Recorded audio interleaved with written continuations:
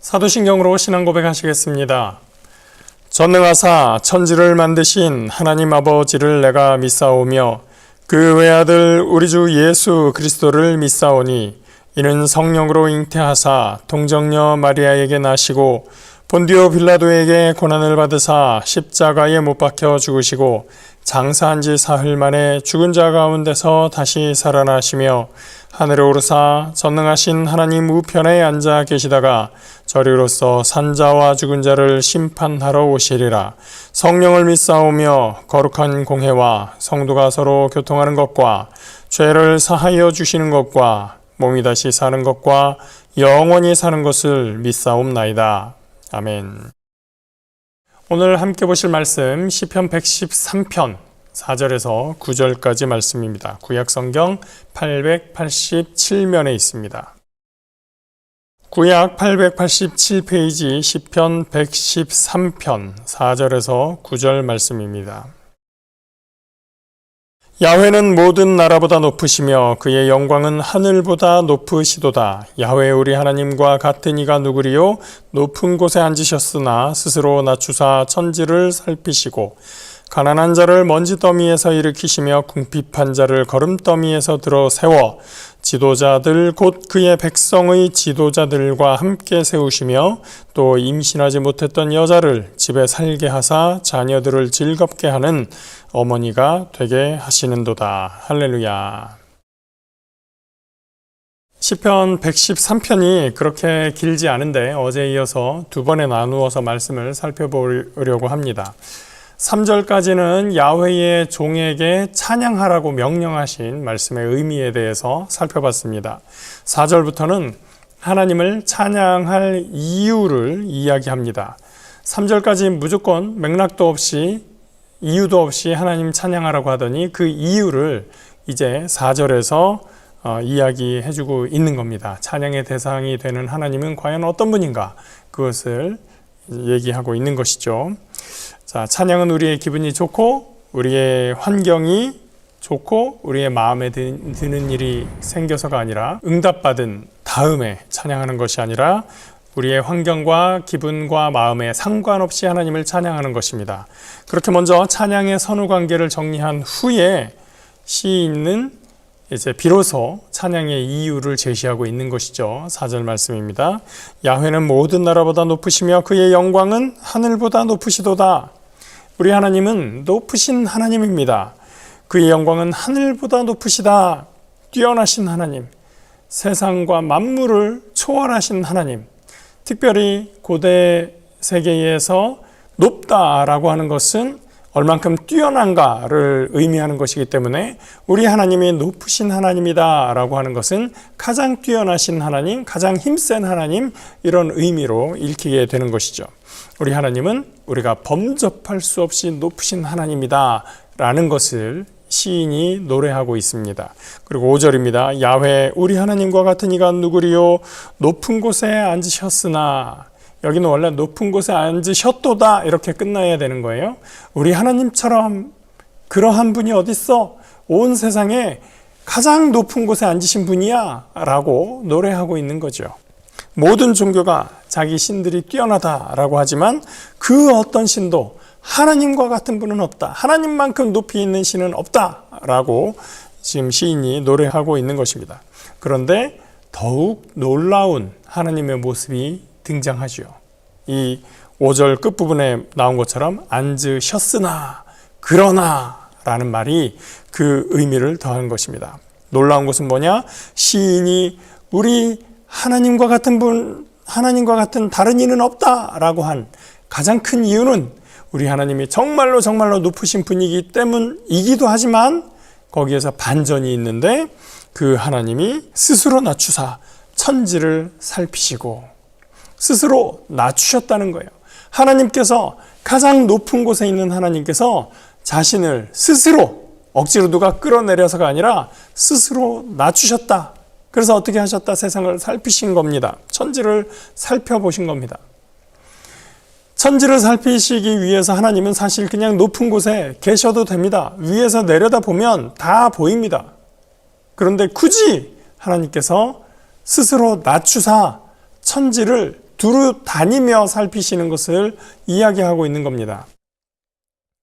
이 땅에 오시는 것 자체가 그 높으신 하나님이 굳이 내려오실 필요가 없는데 스스로 낮추심인데, 그런데 어디로 가시나요? 7절에 나옵니다. 가난한 자를 먼지더미에서 일으키시며 궁핍한 자를 거름더미에서 들어 세워. 하나님은 가난한 자가 있는 먼지더미까지 찾아가십니다. 먼지더미가 쌓인 곳이라면 여러분 어떻습니까? 먼지더미가 가득한 곳에 여러분 들어가고 싶으신가요? 그 주변에 가고 싶으십니까? 안 가고 싶어요. 보통 사람들, 높은 사람은 물론이고 지위가 높고 신분이 높은 사람들은 물론이고 보통 평민들도 가고 싶어 하지 않는 곳입니다. 그런 곳에 하나님께서 친히 찾아가시고 뿐만 아니라 그 먼지구덩이 속에 있는 그 가난한 자를 들어 세우신다 라고 얘기하고 있는 겁니다. 또 하나님 누굴 찾아가십니까? 궁핍한 자를 찾아가십니다. 근데 이 사람이 어디에 있어요? 거름더미에 있습니다. 거름더미 어떤 곳입니까? 지저분한 것이죠. 냄새나는 곳이죠. 거기에 이 사람이 왜 갔을까요? 이 사람도 가고 싶어서 거기에 가지는 않았을 겁니다. 다른 곳에 있고 싶었겠죠. 그런데 가는 곳마다 사람들에게 배척당합니다. 밀려납니다. 쫓겨납니다. 가다가 더 이상 갈 곳이 없어서 도착한 곳이 이 거름더미인 것이죠. 사회에서 환영받지 못하는 사람들, 사회에서 밀려난 사람, 쫓겨난 사람들을 얘기하는 겁니다. 하나님께서 그 거름더미로 찾아가십니다. 왜? 그 냄새가 나는 곳에 찾아간 이유는 이 궁핍한 자를 찾아가기 위해서였습니다. 이 사람이 거기 있기 때문에 하나님께서 거기까지 가신 것이죠. 하나님께서 굳이 그곳까지 찾아가신다라는 것이 우리 하나님과 같은 분이 어디 있는가라고 시인이 노래할 수 있는 이유인 것입니다.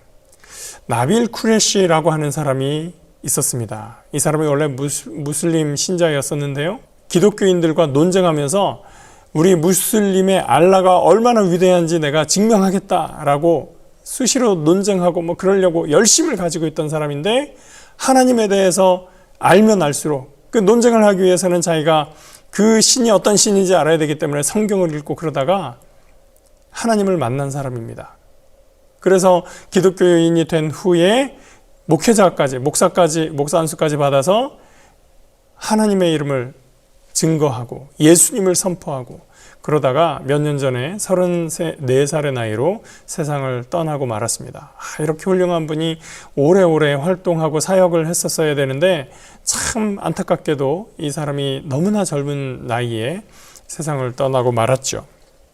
근데 이 사람이 기독교인이 된 후에 자기가 믿던 그 알라 신과 기독교의 하나님을 비교해 보면서 너무나 큰 차이가 있다라는 것을 이야기했습니다. 그 자기가 무슬림 신자로서 알고 있었던 그 알라 신을 돌이켜보니 그전에는 알지 못하던, 자기가 신자일 때는 알지 못하던 그 알라의 참모습, 진면모를 깨닫게 된 것입니다. 그 중에 가장 큰, 기독교 하나님과 가장 큰 차이가 있는 것은 뭐냐? 바로 하나님은 자신을 낮추셨다라는 거죠. 이슬람 신앙에서 알라는 유일신으로서 지극히 높고 존귀하고 너무나 거룩하고 너무나 완벽하고 흠결이 없는 존재입니다. 그래서 그 신자들도 그와 동일한 완벽함을 요구받는 거예요.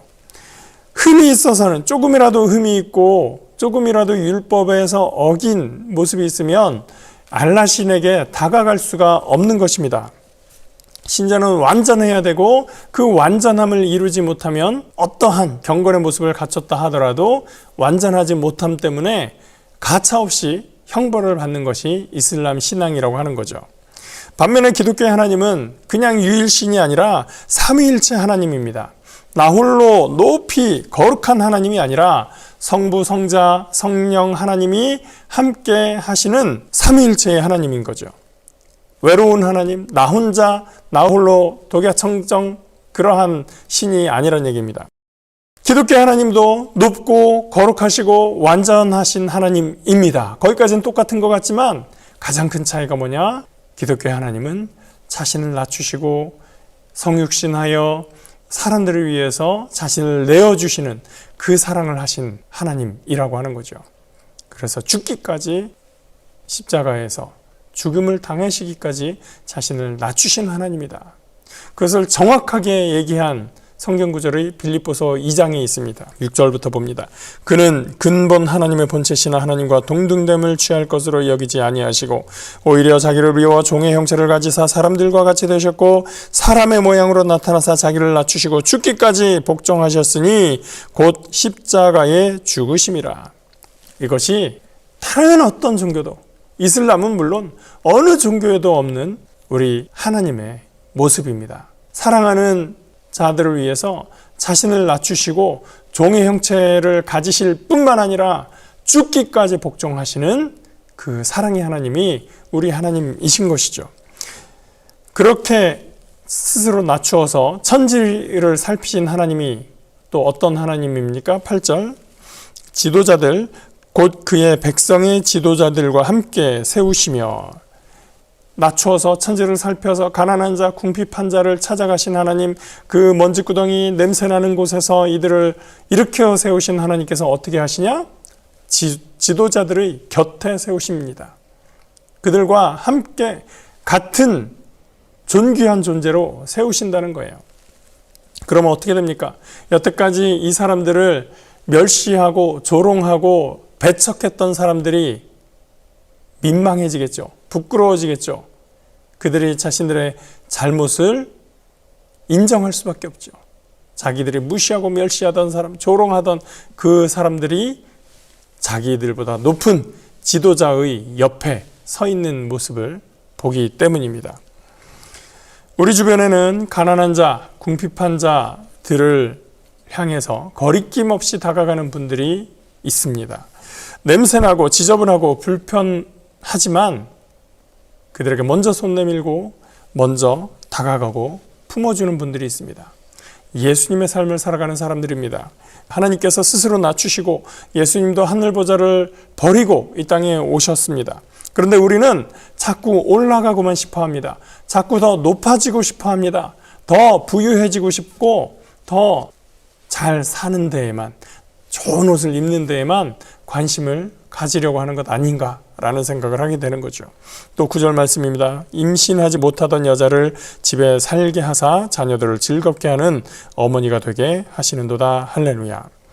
이 구절을 들으면서 우리는 한나의 이야기를 가장 먼저 떠올리게 됩니다. 그 옛날에 아이를 낳지 못하면 저주받은 사람이야 라고 생각하던 시절에 한나는 얼마나 통곡하는 심정으로 하나님 앞에 나왔었겠습니까?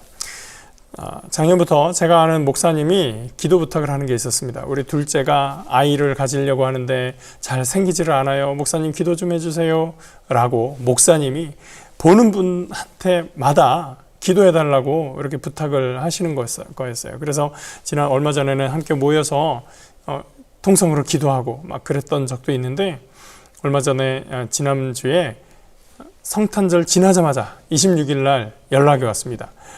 기도 응답을 받았어요. 성탄절 선물을 받았어요. 우리 아이를 가졌답니다 라고 하는 말씀을 하셨습니다. 얼마나 기뻐하시는지 모릅니다. 지금 이 시대에도 아이를 갖는 것 때문에 그렇게 기뻐하는데, 과거에 그 시절에 아이를 갖지 못하던 사람에게 아이가 생기는 이 일이 얼마나 큰 일이고 큰 기쁨이 되겠습니까? 말씀을 정리합니다. 찬양의 이유가 있든 없든 찬양을 하는 것은 야훼의 종된 우리들의 몫입니다. 우리가 찬양을 하든 안 하든 하나님께서는 하나님의 일을 하실 것입니다. 그 하나님은 지극히 높으신 하나님이지만 스스로 자신을 낮추셔서 가난한 자, 궁핍한 자, 사회에서 소외받는 사람들에게 다가가십니다. 그리고 그들을 영화롭게 하실 것입니다. 그들에게 가난한 자에게 복이 있다, 궁핍한 자에게 복이 있다 선언만 하시는 것이 아니라 공동체에 자격 있는 한 사람으로 일으켜 세우시고 또 인정받게 하실 것입니다. 그리고 더욱 중요한 것은 무엇일까요? 그 역할을 이제 우리에게 요청하시는 것입니다. 하나님의 종된 우리들은 또한 그 일을 기꺼이 감당해야 될 줄 믿습니다. 한 해의 마지막 아침을 여는 이 시간에 우리는 하나님의 일꾼으로서 하나님의 종으로서 살고자 했는지 지난 해를 정리해 보아야 한다고 생각합니다. 그리고 새로운 한 해가 시작할 때 우리가 마음가짐을 다잡으면서 하나님 앞에 내가 어떠한 존재가 될 것인가, 하나님 앞에 나는 요구하는 자인가, 하나님의 종의 마음을 가지고 사는 삶인가를 돌아보면서 이 한 해를 새롭게 설계하는 우리 모두가 되기를 주의 이름으로 축복합니다. 기도합니다. 사랑과 은혜의 하나님 감사합니다. 주님께서 은혜 주시고 사랑하여 주시고 낮은 곳에 임하셔서 더 낮은 곳으로 다가가신 하나님의 은혜와 사랑을 우리가 다시 한번 묵상합니다. 하나님, 이 추운 계절에 우리의 마음이 종의 마음을 가지며 하나님의 마음을 품기를 원합니다. 예수께서 그렇게 하셨듯이 자신을 스스로 낮추사 종의 형체를 가지셨던 그 삶의 모습이 또 우리에게 사라지기를 원합니다. 우리가 그렇게 결단하기를 원합니다. 함께하여 주시고 이 한 해의 마지막에 또 새해의 시작에 주님의 백성된 삶의 모습을 온전히 살아가는 우리 모두가 될 수 있도록 함께하여 주시옵소서. 감사드리며 예수 그리스도의 이름으로 기도합니다. 아멘. 하늘에 계신 우리 아버지여, 이름이 거룩히 여김을 받으시오며 나라가 임하시오며 뜻이 하늘에서 이루어진 것 같이 땅에서도 이루어지이다. 오늘 우리에게 일용할 양식을 주시옵고 우리가 우리에게 죄 지은 자를 사하여 준 것 같이 우리 죄를 사하여 주시옵고 우리를 시험에 들게 하지 마시옵고 다만 악에서 구하시옵소서. 나라와 권세와 영광이 아버지께 영원히 있사옵나이다. 아멘.